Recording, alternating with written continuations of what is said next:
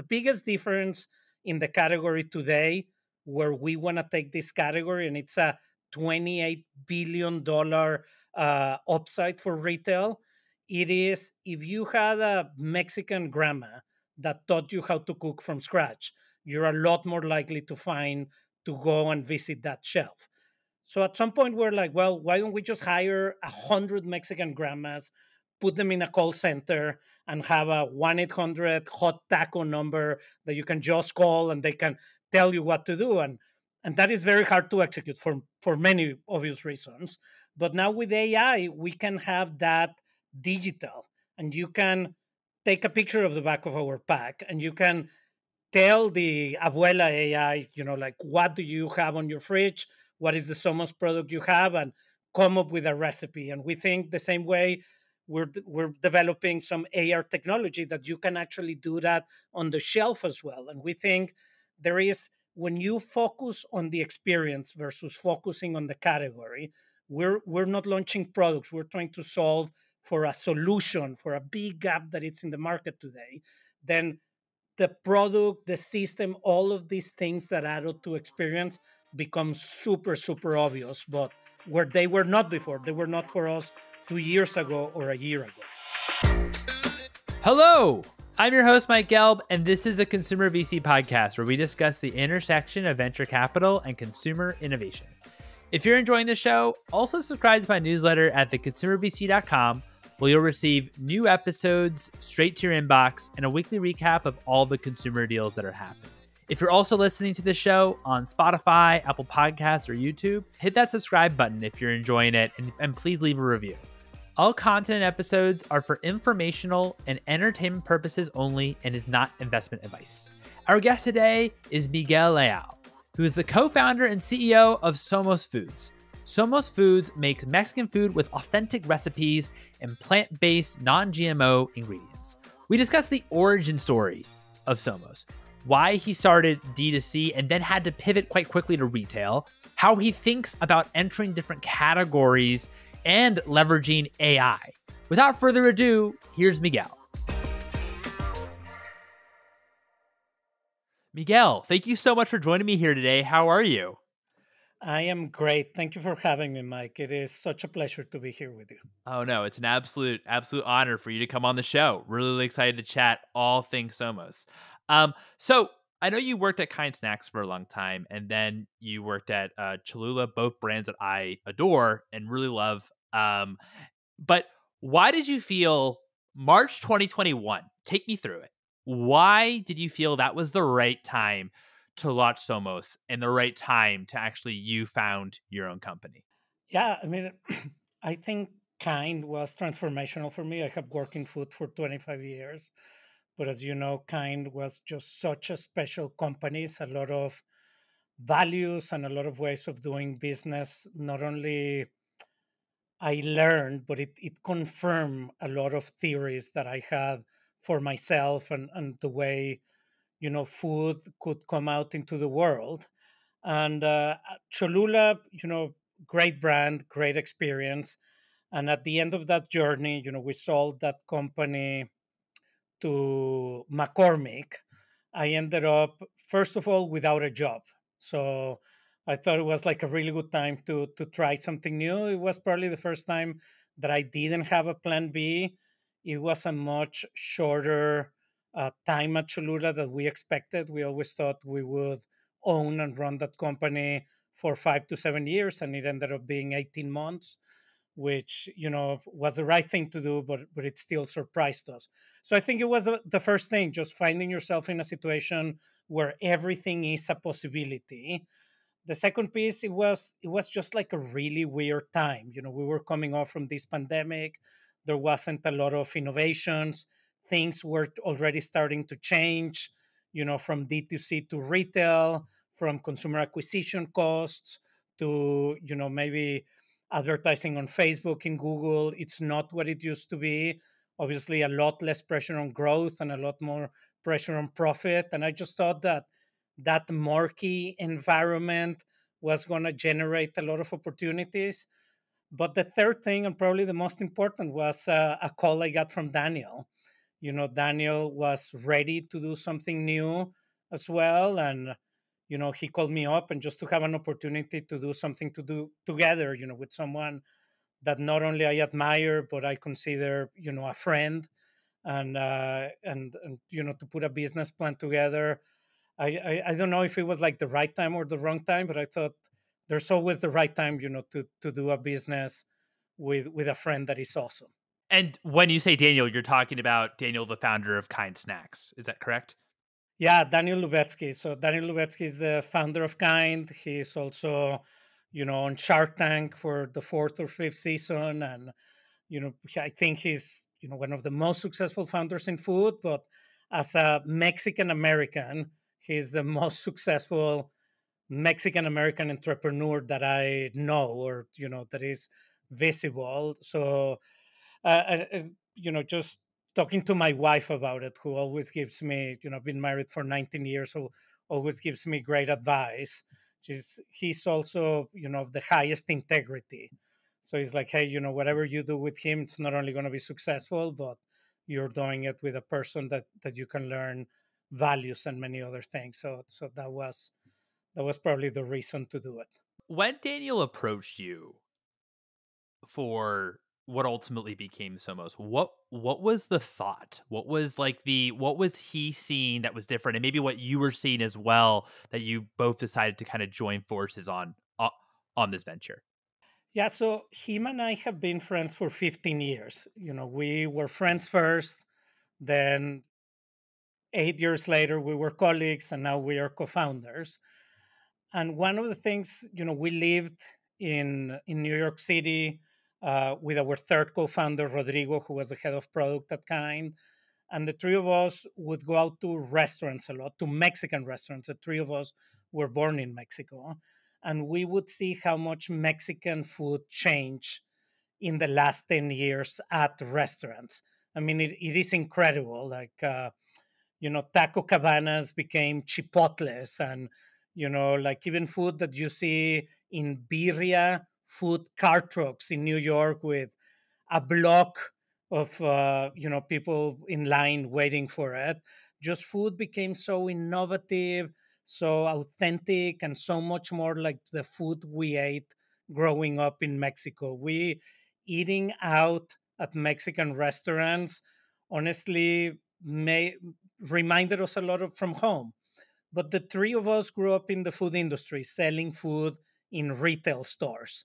And still, when we would go to the stores, there was no innovation in the last 10 years. It's still, the taco kit with the fluorescent yellow hard corn shells and the canned beans. And just that disparity between the two was what really started us. Just we would talk about this category constantly when we were working together at Kind, and how it was ripe for reinvention.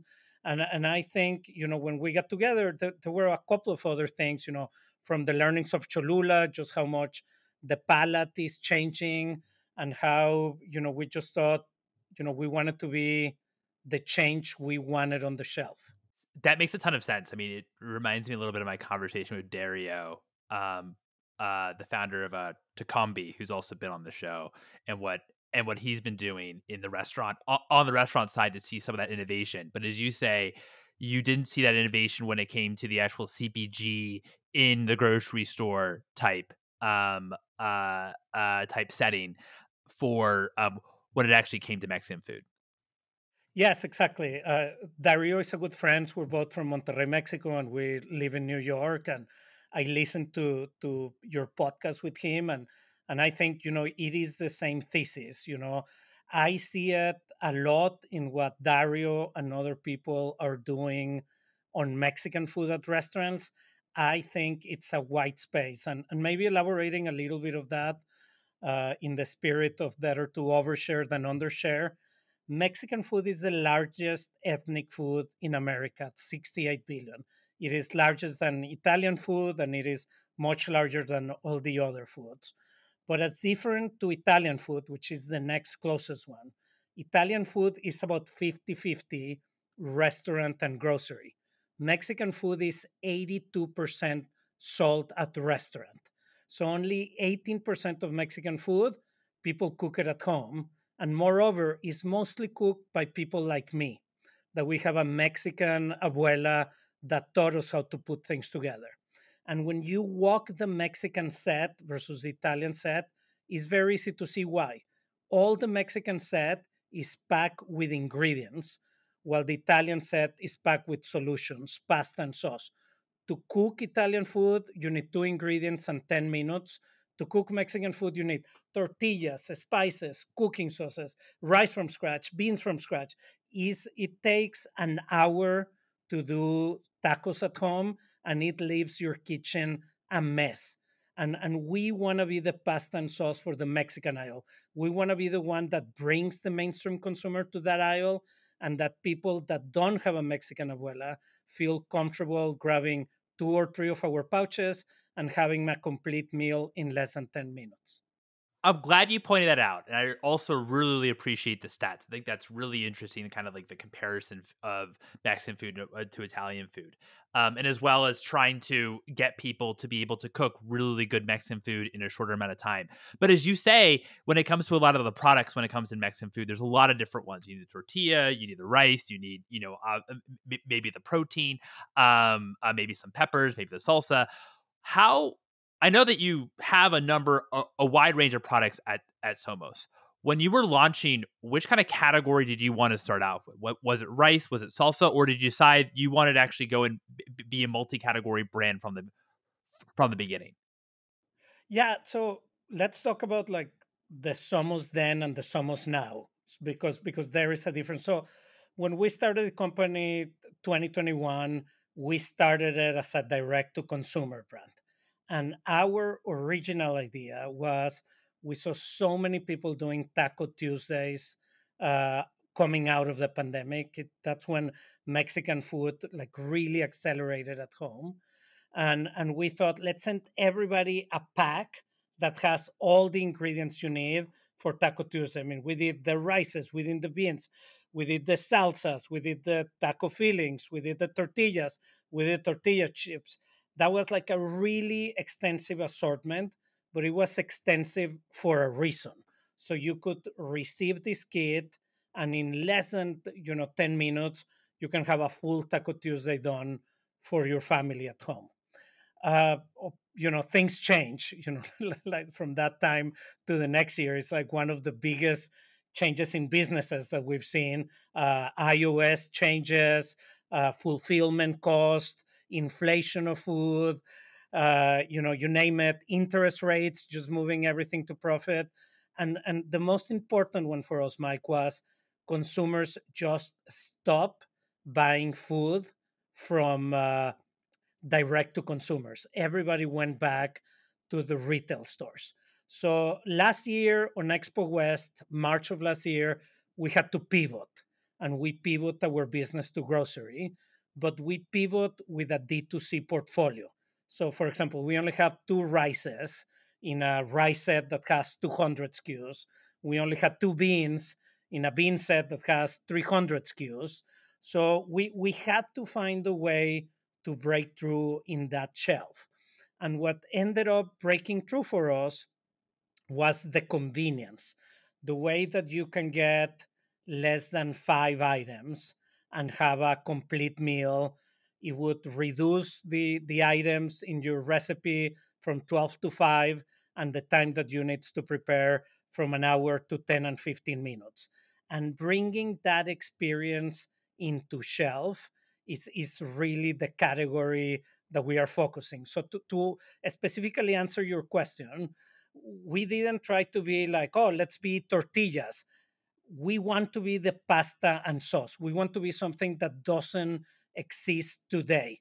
We want to be the anchor on your solution for bringing a Taco Tuesday to your family. So for that, we needed to create a new category. We needed to create something that didn't exist. So it was that whole thing of like, what is the right aisle? Where is the right space? And then how do you bring the experience to life? I understand the reason why and the opportunity you saw within D2C and selling direct and thinking about, okay, we're actually more of we're not a meal. a meal kit company, but we're essentially with our ingredients. If you buy from us, you'll be able to build for your Taco Tuesdays, or maybe for other and maybe if you just love Mexican food, which I love Mexican food. I probably eat it multiple times a week. Um, but not just Taco Tuesday. I but I understand that you wanted to make it really simple. It's all there. It's all there, and you kind of buy a pack, and that was kind of your strategy. Which I do think all of this is also pretty fascinating because with Cholula and Kind, I mean, those are kind of huge wholesale businesses, right? They weren't, I would imagine they weren't really big D2C direct to consumer businesses. I think it's also kind of interesting that from an experience side, since you've been in food for a long time, I'd imagine it's much more prone to wholesale rather than direct to consumer. But you went the direct to consumer route because of this thesis that you and Daniel had in terms of making food simple, and also during the middle of the pandemic, and people actually wanted to you felt that people were buying more online, which at the time they did. Um, how did that translate though when you're in stores and now you can't just kind of sell in a bundle, right? You have multiple products um and what have you. You have a salsa here and rice here. How do you think about making that experience simple with your products? And kind of differentiate that it was maybe easier to do online. Yeah, and it was a journey. I don't want to say that we started there. I think when we pivoted to retail, what we found out was that some of our lines were doing better than others. So, for example, rices, super intuitive to have rice in a pouch and put it to 90 seconds into the microwave. Taco filling, probably less so because, that product didn't exist on the shelf until we brought it in. I think the insight that got us to our conversation today, Mike, was we saw that when consumers cook with two or three of the products, our repeat rate and our loyalty went through the roof.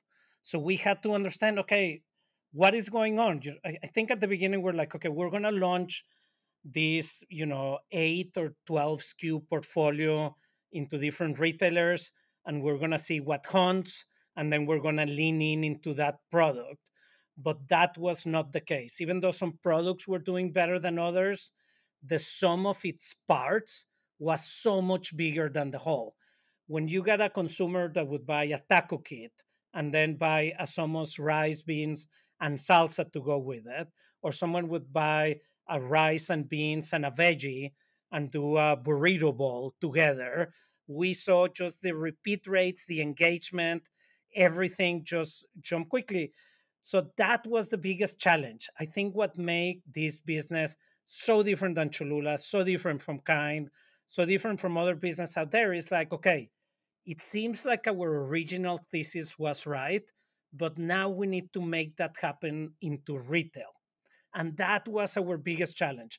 We went to Expo West this year and we won tons of distribution and tons of award because we were doing that for everybody. And when consumers or customers or buyers will come in, they will tell us, I cannot believe Taste This Good came out of the microwave. Where did you cook it? How did you do it? And I'm like, no, it took us 5-10 minutes to put it together. So how do we bring those magic into store? That was our biggest challenge.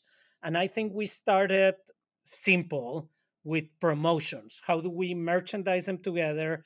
And how, when we promote, we don't promote a product like we did at Kind of Cholula, we promote a recipe. So you can see it behind me actually. There is our burrito bowl chipper, and that was our version one of that chipper. Doesn't look like that today, but it is a recipe. Three ingredients, simple price point, and you take away the recipe digitally or physically with you. Is when we reach out to an influencer, is not to highlight a product, but it is how that product comes together with two other products to make a complete meal. So it has really been in every single step. I can give you 12 different examples in the path to purchase, how we don't promote the product, but we promote what we call internally the SOMOS system, which is that experience of the consumer to turn a meal in 15 minutes with almost zero cleanup after that.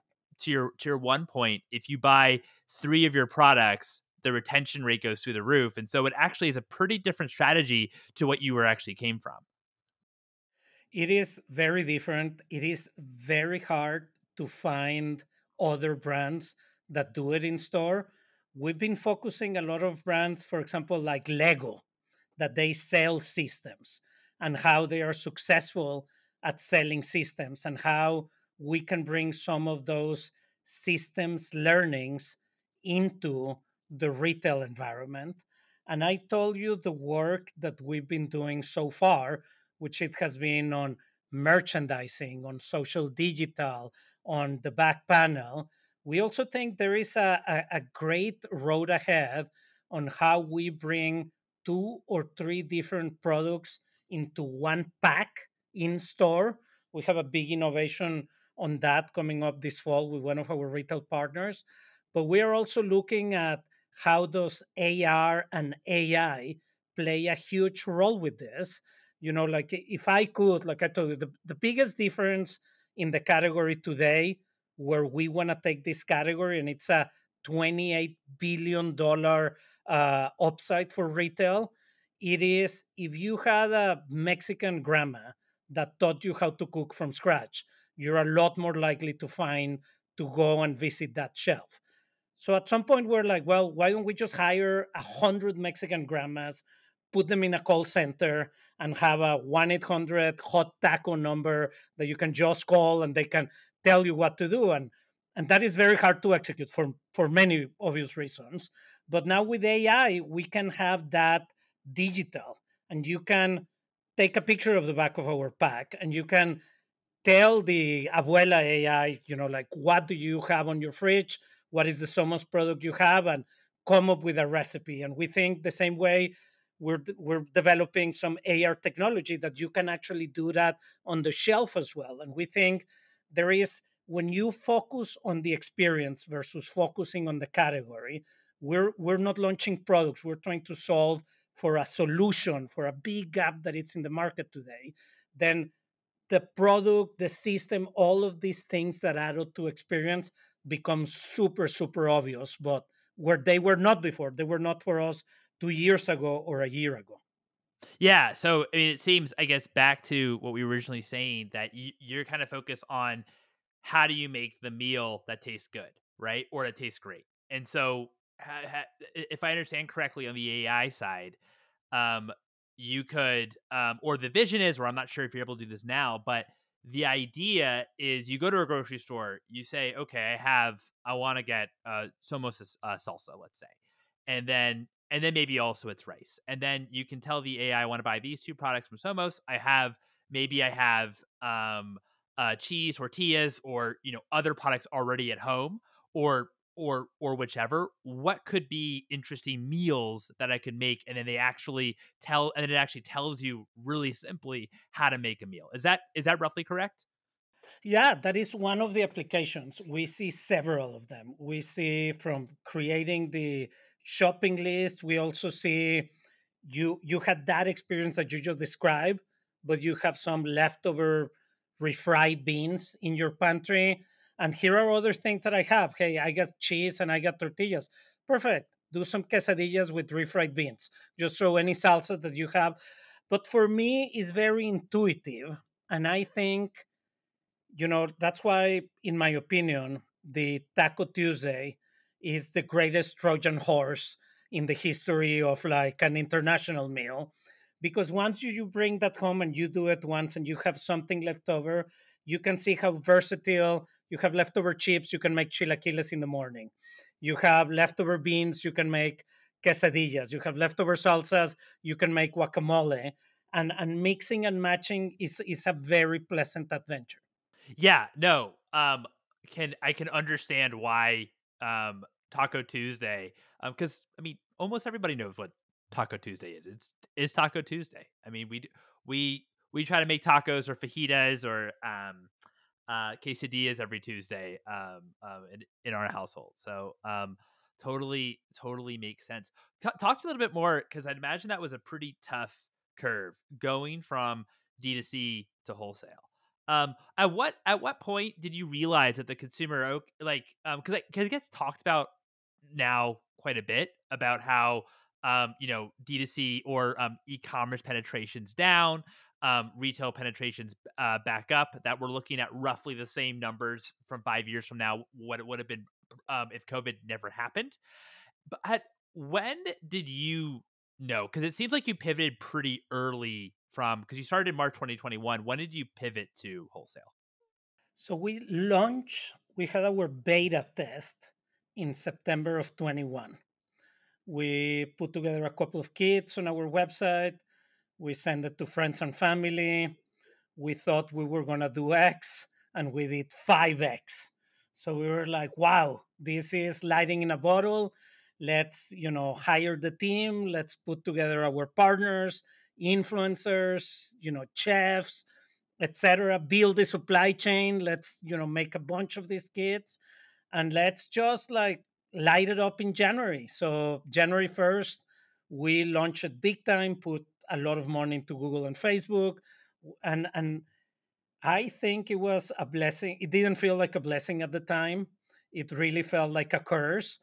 But in 2 3 months, we burned so much cash, Mike. I am like ashamed to say it here in your podcast that it was very clear. I had to go back to my two partners and be like, hey, we don't have a sustainable business here.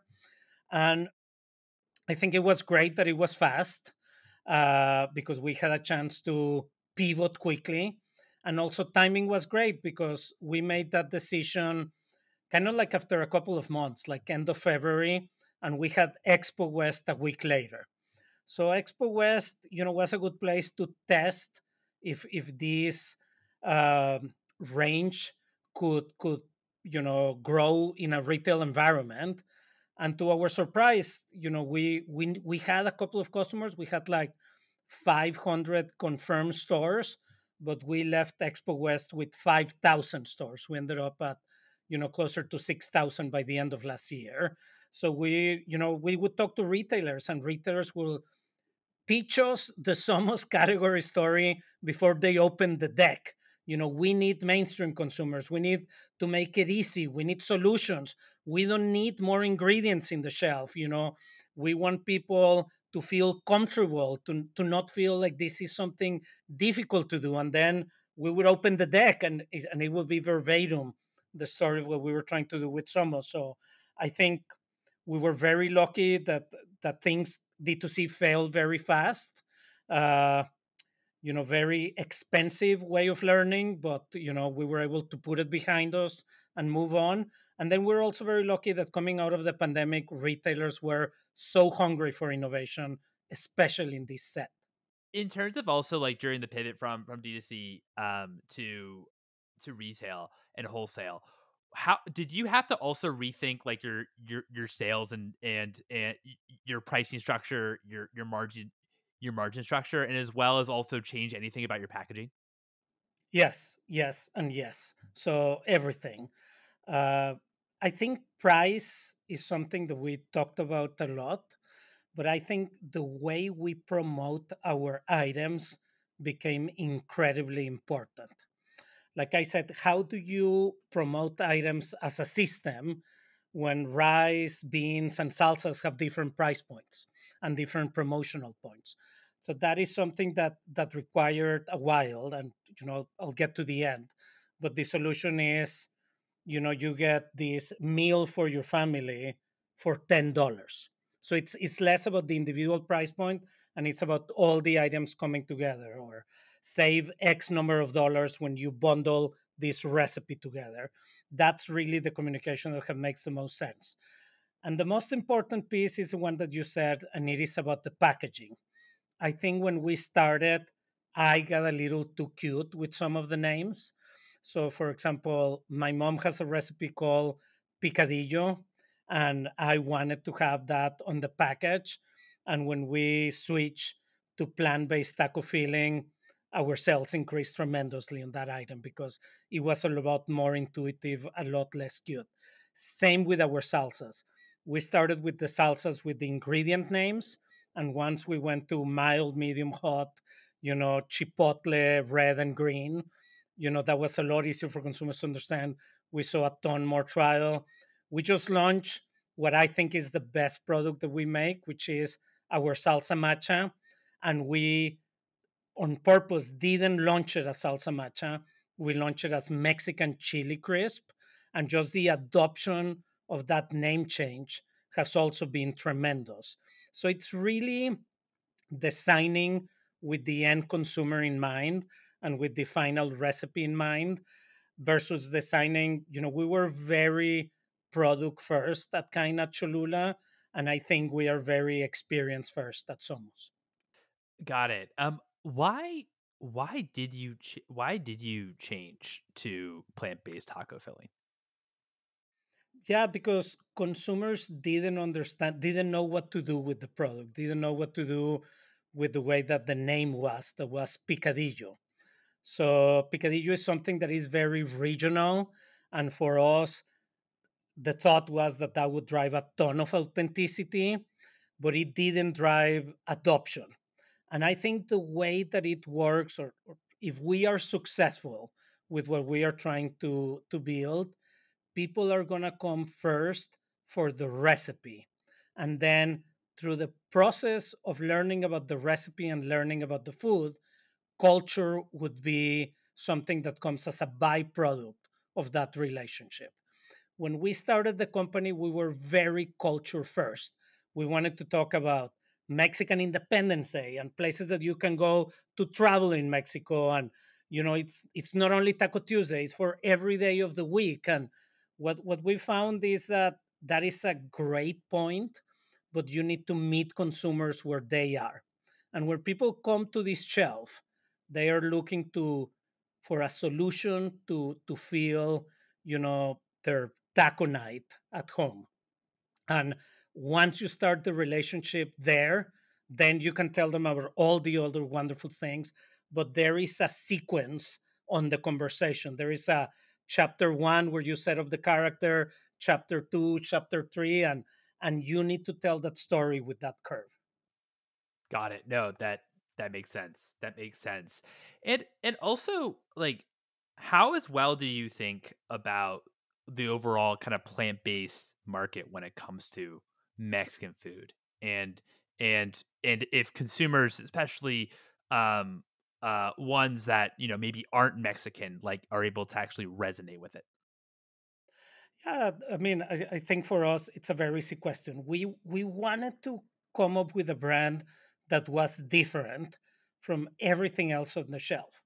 And one of the stereotypes that we felt we were fighting was that people thought that Mexican food was very heavy, that it didn't have any nutrients, and that it couldn't be better for you. Like, I don't want to eat Taco Tuesday every night, or I don't want to eat Mexican food because I don't want to eat something heavy. And me, Daniel, Rodrigo, the Mexic we didn't call it Mexican food growing up. For us, it was all food. We would eat Mexican food every day. We grew up in Mexico, and we would have a lot of vegetables, and it didn't feel heavy. It felt like it was very nutritious. We grew up with that. So we felt like launching first a range that included plant based options was a great way to show to the consumer that our brand was different, that we were trying to do something else. I think, to get where we want to go with this product is going to have a lot more than plant based, because most of Mexican food is not plant based. But I think it was a great origin story for the brand. Awesome. Awesome. That's that no, that makes a ton of sense as well. Why you felt there was a need for Somos. And clearly there is a need for it. I know you're expanding like wildfire when it comes to retailers. And I know you launched as you mentioned, you left Expo West with 5,000 stores. I believe that first year you got into 6,000 stores, which is phenomenal. How do you also think and approach retail expansion? Do you think about I've had on some brands that want to get into the most amount of stores um very very quickly. I have others that want to start out in just regions and see how they actually fare in regions and kind of move a little bit of a slower pace, but really paying attention to their velocities. How do you overall I know that you come from a long retail extensive background. How do you think with the Somo story you think about retail in that from that perspective? Yeah, I think we've also pivoted in that a little bit. I think, the way that I think about it is a lot on category management and category leadership. And it's different by brand and it's different by category. But specifically for Somos, we like to partner with retailers that see what we see, that see this gap of mainstream consumers finding solutions to cook Mexican food at home. And in order to do that, we need a whole shelf on the aisle. We need to be able to merchandise different products. We need to invest in promoting them at price points. We need to, create innovation together. We need to not only innovation in product, but in the way that we promote or we bring recipes to market. And that really has become our priority. I think, when we started, we really didn't know what we were doing. So we were very lucky to find accounts that would give us the opportunity to test and learn.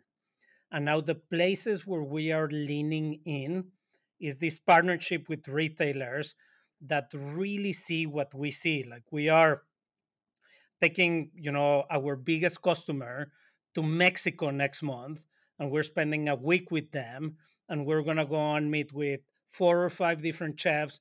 We're going to meet with the farmers that grow our beans, that grow our peppers. We're going to talk about a 3-year, pipeline expansion into what Somos could be. We're going to talk about like different recipes that we can bring into the market. We want to have 3 or 4 relationships like that across channels, that then it's going to require a lot more than Somos to close this $38 billion gap in the market. And we think, with category leadership and with customers that believe in us and give us the space, that is where we need to lean in. I know you've when it comes to that partnership with the retailer and kind of understanding what the ethos is of Somos, and as well as that, you know, you have the plan is that someone actually comes in and buys multiple products from you all because they're building a meal, and you give them a very easy way to do that. Has I mean, clearly seems like it hasn't been that tough of a sell since you've gotten into 5,000 stores really quickly, but um, understanding that you want to come in into multiple categories, right? And not just be a rice brand or just be a salsa brand. Has that been difficult at all to explain to retailers? Not at all. I think retailers get it. I think the piece where we've found great success is we start by telling them what is the gap that we see and how we want to solve it. And then, in many cases, Mike, which I think is your point, we need more than Somos to make it happen. Sometimes we need to partner with brands like avocados from Mexico. Sometimes we need to partner with tortilla brands. We don't see a place that this Taco Tuesday happens exclusively with Somos, but we see a place that Somos is a big part of that, is 60% of that recipe, and the rest is either produce or is, like brands that we've established partnerships with that see what we see in the market.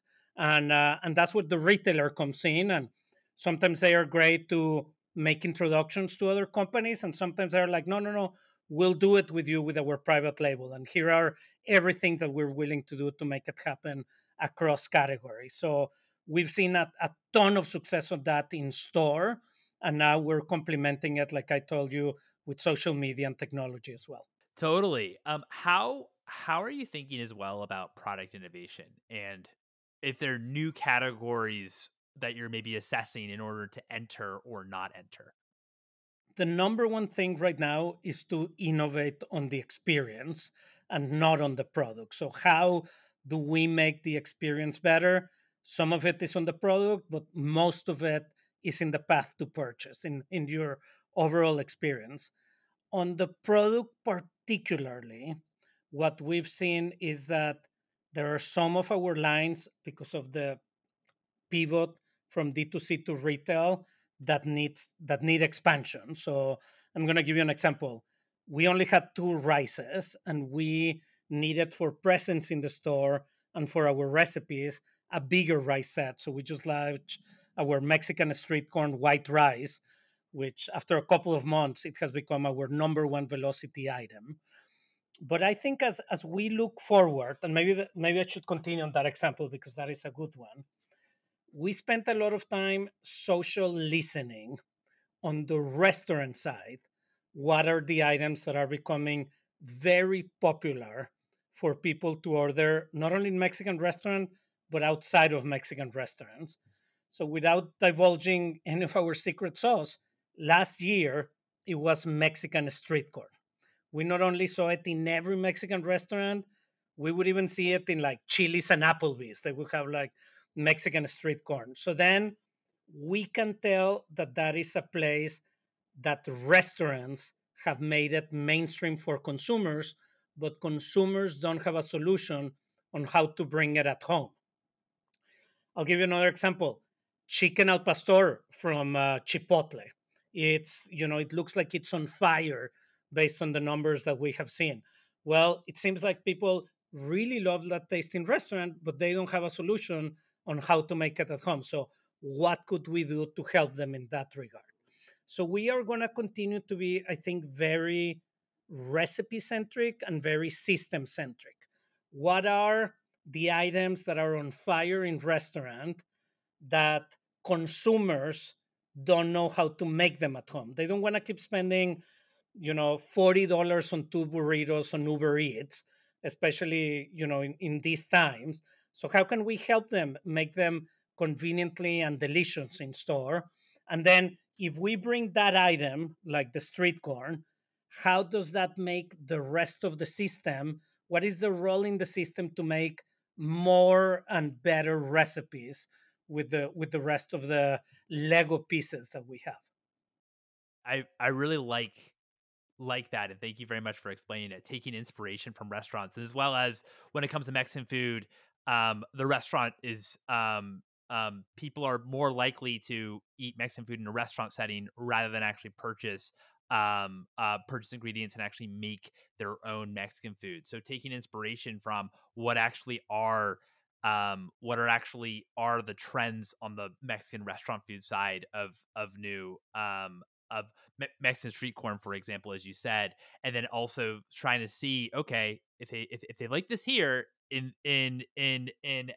at this particular setting, why wouldn't they want to learn how to make that their own? Obviously, as well, save some money. It's always cheaper to make things, normally cheaper to make things than to eat out. So that makes a ton of sense about how you think about innovation. And imagine too, it's from a recipe side too. Then okay, if we do introduce this, what type of recipes can we also introduce as well to customers to make it easier for them? Yeah, exactly. And if you think about it, food is like that. Like, you know, my earlier life, I worked at Danone Yogurt, and Greek yogurt got huge in restaurants before it made it into retail. If you think of Kind, Kind was always an excellent product, but once Kind got into Starbucks, it exploded. And I'll tell you, for Cholula, almost 50% of new consumers came to retail because they tried Cholula at a restaurant, with their tacos or with their eggs, and they just went to found it in the retail store. So I think this like restaurant to retail path to purchase is something that we will continue to see for the reasons you mentioned. What's it also been like, and how were you able to successfully fundraise? What has that journey been like for you? I think we are a little bit different. Rodrigo, Daniel, and I have been funding this business from the beginning, the three of us. And I am very lucky that I can be CEO without having to spend 50% of my time doing fundraising. So the three of us, only three investors in Somos, and like Kind, every full-time teammate is also a partner in the business. So we try to create a culture of ownership at Somos, just like we did at Kind. So I think in that regard, we've been able to focus on executing versus having to spend part of the time executing, part of the time fundraising. Got it. No, that's really lucky. That's great. That's really, really great to hear. How also, I remember you talking about, right now it's also thinking about how can the digital experience, rather than focusing maybe too much on innovation, how can we actually lend digital experience in order to maybe drive sales and maybe drive velocities? How do you think about that piece? Yeah, I think it's keeping exactly the same mentality, but applying it to that vertical, which is technology. So I am very lucky because I am married to an American. So I get to see, someone that didn't grow up in Mexico, that grew up in Michigan, just, her relationship to Mexican food and her friends' relationship to Mexican food, and how I can find what are the points of a struggle with ethnic food and how we can make them better. So I told you recipes is a big place of inspiration. And I think for a lot of people, it sets up the path to purchase. You say, I love this, I found this recipe, and I think I can get the products and make it myself at home. I'm going to give it a try. But there is a lot of friction in that environment. So how can we make it better? For example, with AR, how can you bring your phone into store, walk through an aisle, and instead of looking at items on the aisle, you can see finished product of what you can make with that on the aisle, press a button, and have that recipe text to your phone. That would be one of the things that we are focusing on. I think the other one that for me, just so many consumers have told us about is, hey, I have leftover X. What else can I do with this? Like I finished my recipe, I have some leftover salsa. What can I cook with these ingredients that I already have? I think that is a huge point of friction that we think could be done with AI as well. And like that, we think there is, we see a place where marketing email list, transition into being like our, Taco Tuesday of the week recipe. We think there's going to be a huge pivot. Like it's a lot of fun to do burrito bowls with your family and just have like 8 different ingredients, and you and your kids can make your own. Just like when I was growing up, we would make our own pizzas, everybody, and have that kind of experience home. So we look at like all those different uh, friction points on the ethnic food path to purchase, and how can we turn a bug into a feature? How can we, instead of being a friction point, it turns a point of delight? And to be honest, most of them are solved by things other than product. And I think that's really what can be game changing for Somos and for the category.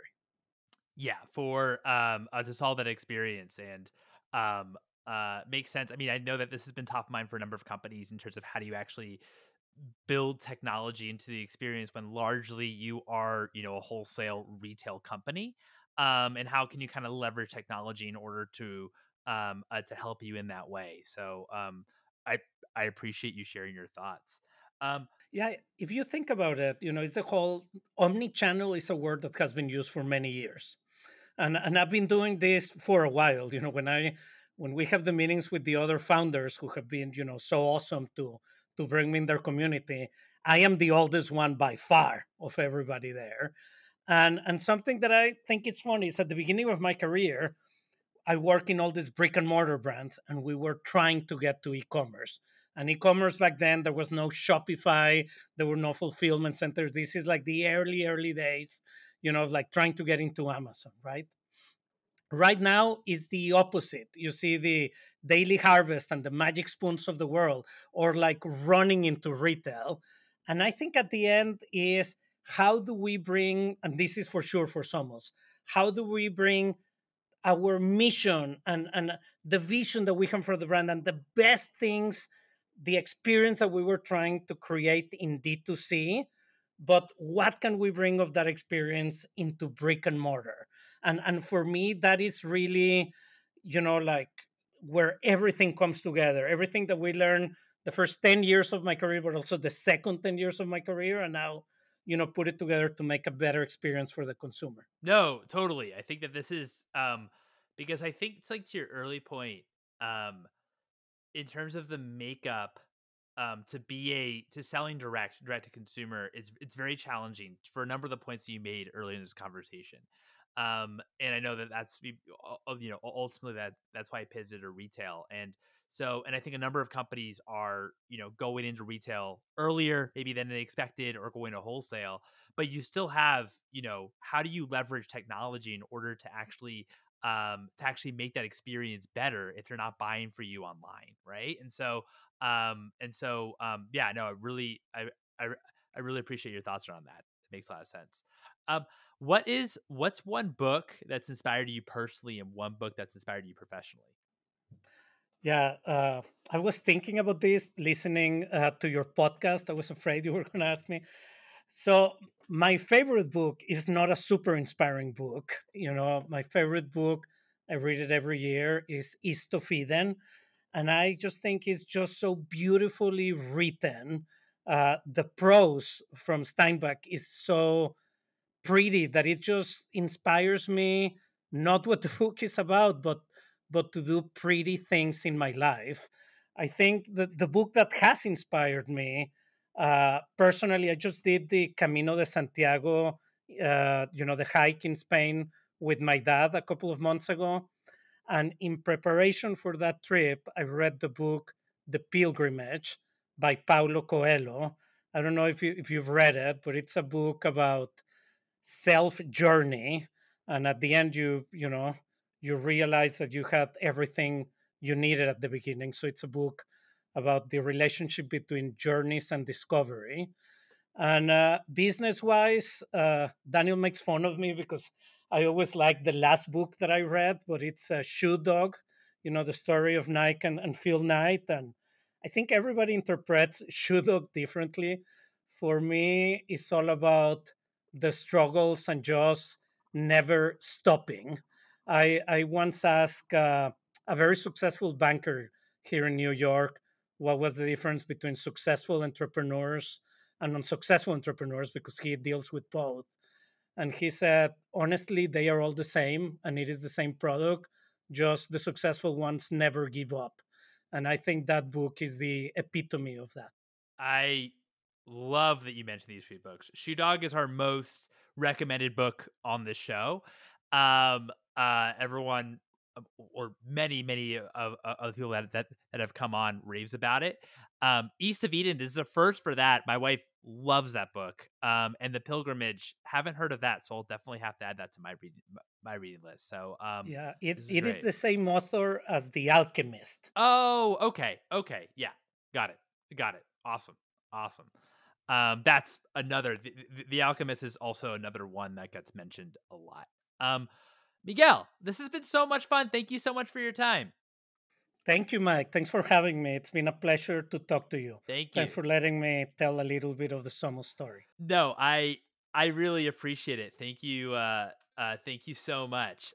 And there you have it. Thank you again, Miguel, for coming on the show. It was terrific chatting with you. If you're enjoying the show, highly recommend subscribing to the newsletter at theconsumervc.com, where you'll get all new episodes straight to your inbox and a weekly recap of all the consumer deals that are happening. If you're listening to this on Spotify, Apple Podcasts, or YouTube, please hit that subscribe button. And if it's on Spotify or Apple, please write a review. Every review helps. Thanks again for listening. And until next time.